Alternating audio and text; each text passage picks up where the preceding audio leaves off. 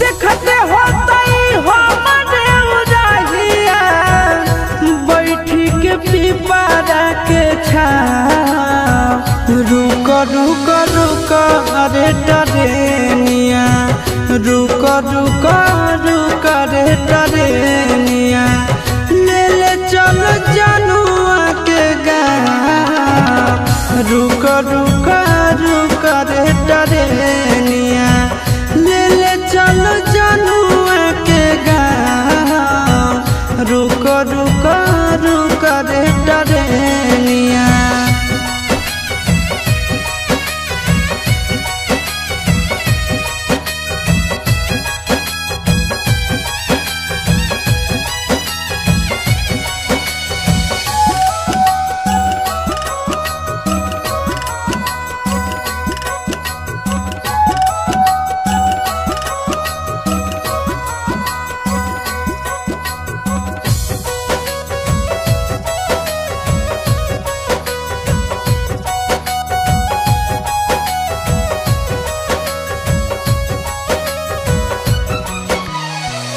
मनवा न लागत होता है पिया के आंगनवा।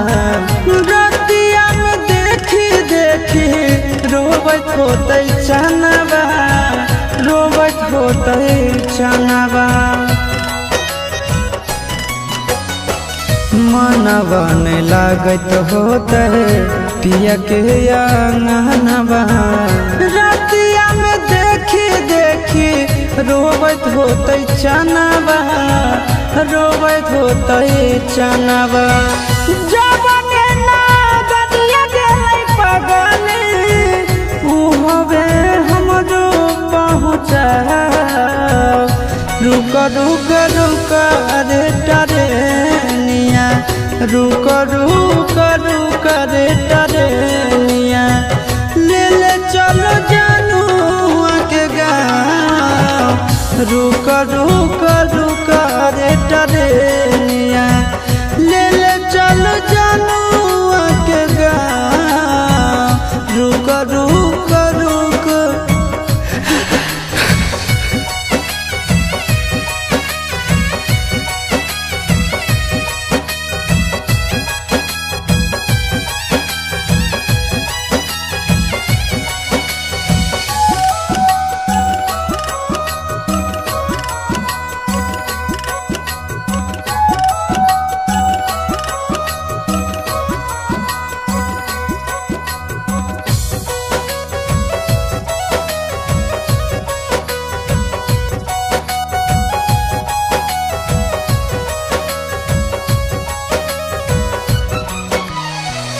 फोनवो नहीं कैला कहीं नहीं भेजले कई खबरिया।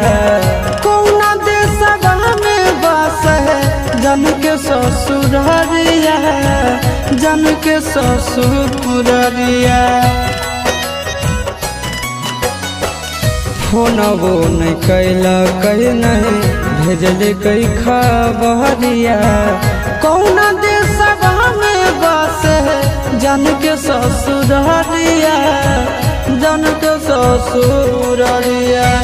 गोरे ललके बुझे मजबूरी, बताई दी है आशीष के नाम।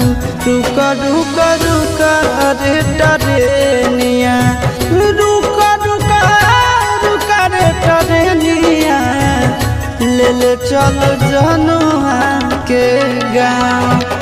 रुक रुक रुक रे टरेनिया, ले ले चल जनुआ के गाँव।